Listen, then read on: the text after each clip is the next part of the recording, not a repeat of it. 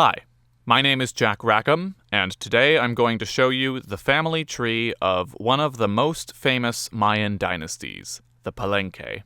I say one of because the Maya did not live under a large imperial government like the Aztec Empire. They were instead a collection of city-states that shared a common culture, kind of like ancient Sumeria or Renaissance Italy. So Palenque was one Mayan city-state, but there were many more, such as Tikal, Chichen Itza, and Copan, each ruled by a leading figure known as the Ajao.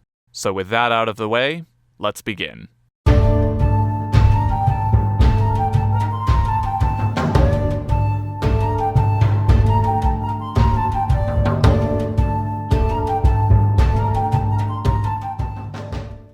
The first Ajao of Palenque on record is Cucbalam. His reign was towards the beginning of the Mayan classical period. One of the things you'll notice right away is the image here next to his name. While we don't have any paintings or sculptures depicting most of these rulers, what we do have are these very picturesque glyphs that are actually their names. So Cucbalam is written out here, which actually translates to Quetzal jaguar, Quetzal being a brightly colored bird native to the region.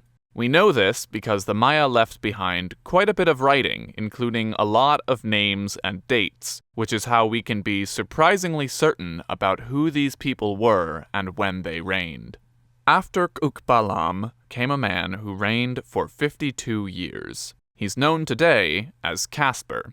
This name comes from the fact that one scholar thought this big glyph here looks like the friendly ghost. Personally, I think it's a little closer to something from Pac-Man, but that game might not have been around at the time. Now, hold on. Didn't I just say that we had deciphered the Mayan language? How is it we know all these other names, and Casper's name is written down right here, but we don't know what he was actually called during his lifetime? Well, like in some modern languages, such as Japanese, there is more than one way you can write a word using the Mayan script. For example, if you wanted to write the word jaguar, you could use this logogram, a symbol that means exactly the word you're looking for, and in this case it kind of looks like a jaguar too. But you could also use these symbols to spell out jaguar using syllables. Or, because sometimes these logograms have more than one meaning, you can use a logogram with syllables before or after it to clarify. So with Casper, we know these small symbols on the side are cha, but we're not sure what this little ghost means. After Casper came P'uts-ach-sak-chik and Akal Monab I. Not much is known about these two, but we do know that Akal Monab was a teenager when he took over from P'uts. So it's very likely they were both sons of Casper, with Akal Monab being the younger brother, since that would explain the peaceful transition of power to somebody so young. We also know that whatever Akal Monab did as a ruler, he must have been doing something right, because future Ajaos were very proud to point to him as their ancestor. Pakal the Great mentioned him in several official documents, and Akal Monab II was named after him.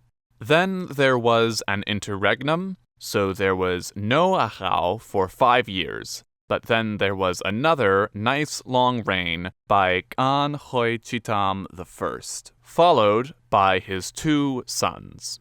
Then it seems they ran out of male heirs, as Palenque saw its first queen in Yol Iknal. Around this same time, there were queens in a few other Mayan city-states, so it would appear that something changed around this time that allowed women to take positions of power that they hadn't been able to previously. This time period also saw an increase in warfare for Palenque, as it entered into conflict with another city, Calakmul, and was sacked. Next up was Ahen Yol Mat. His place in the family is unclear. All we know is that he was a brother of Pakal, but we're not sure if that means Pakal the Great or Pakal the Elder, who was either the husband or son to Queen Yol Iknal. Anyway, he reigned for 7 years, and once again the city was sacked by Calakmul.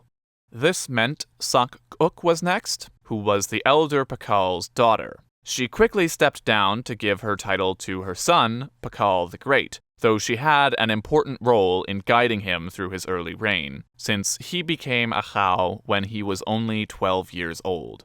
His rule ushered in a general golden age for Palenque. If you visit the site today, most of the buildings you'll find were constructed during his reign, including the royal palace. Because he was so young when he came into power, he reigned for a very long time, over 68 years. In fact, he was the longest reigning monarch of all time anywhere for 1,000 years, counting only the rulers of sovereign states, until being surpassed by Louis XIV.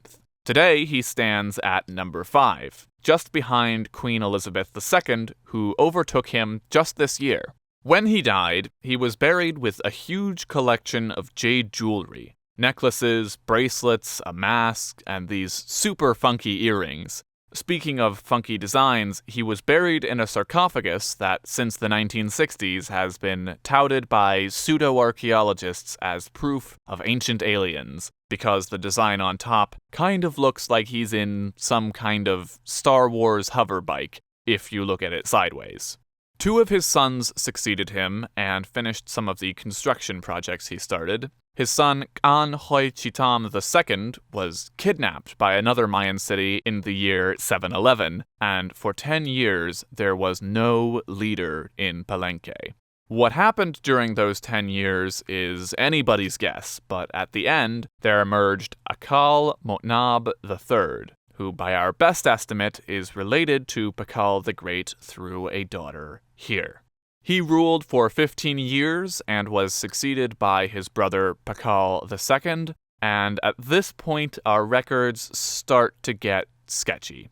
The royal family likely continued for a few more generations, but the city was slowly abandoned through the 700s and 800s in part of a larger trend known as the classic Maya collapse. However, this was not so much an apocalyptic event as a shift in where the primary urban centers of the Mayan world were located. And that concludes our look at the Palenque dynasty.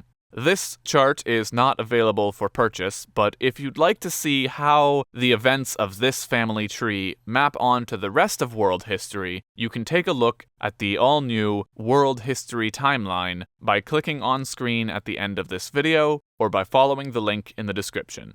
Thanks for watching.